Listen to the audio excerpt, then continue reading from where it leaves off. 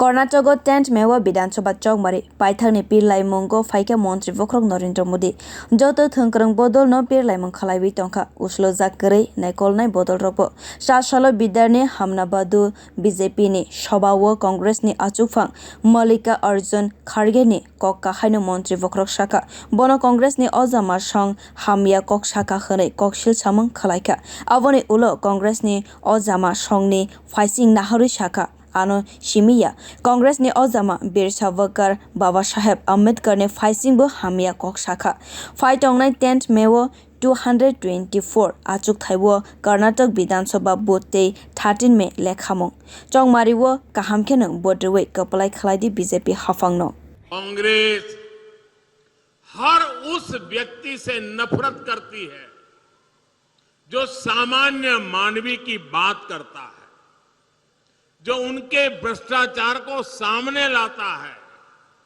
जो उनकी स्वार्थ भरी राजनीति पर प्रहार करता है। कांग्रेस की नफरत उससे परमानेंट हो जाती है। अभी इस चुनाव में भी कांग्रेस ने फिर से मुझे गालियां देने का काम शुरू कर दिया है। मैंने देखा किसी ने उन गालियों की लिस्ट बनाई है और वो गालियों की लिस्ट मुझे दी है। अब तक मुझे ये कांग्रेस के लोगों ने 91 टाइम अलग अलग गालियां दी है। अरे कांग्रेस ने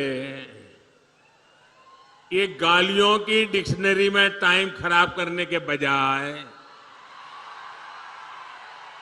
अगर इतनी मेहनत उन्होंने गुड गवर्नेंस के लिए की होती, कांग्रेस कार्यकर्ताओं का उत्साह बढ़ाने के लिए किया होता, तो आज कांग्रेस की ऐसी दुर्दशा न होती, ऐसी दयनीय स्थिति नहीं आती। लेकिन साथियों, जो भी गरीब के लिए काम करता है, जो देश के लिए काम करता है, उसे अपमानित करना ये कांग्रेस का इतिहास है। मैं अकेला नहीं हूं जिस पर इस तरह के हमले किए गए। आपको मालूम है पिछले चुनाव में चौकीदार चोर चलाया, फिर आगे बढ़ गए मोदी चोर चलाया, फिर पूरा ओबीसी समाज चोर है चलाया, और अभी तो चुनाव की शुरुआत हुई कर्नाटका में और मेरे लिंगायत भाइयों बहनों को भी चोर कहने की हिम्मत कर दी। इसने बाबा साहब को क्या क्या नहीं कहा। कांग्रेस बाबा साहब को राक्षस, राष्ट्रद्रोही, दगाबाज दोस्त, आप सुनकर के हैरान हो जाएंगे।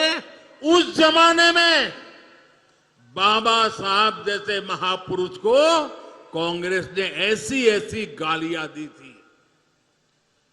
कितने ही अपमानजनक शब्दों से वो आए दिन बाबा साहब को अपमानित करते थे।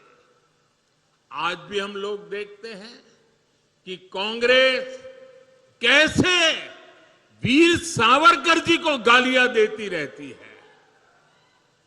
कांग्रेस ने देश के जिन महान सपूतों को गालियां दी है,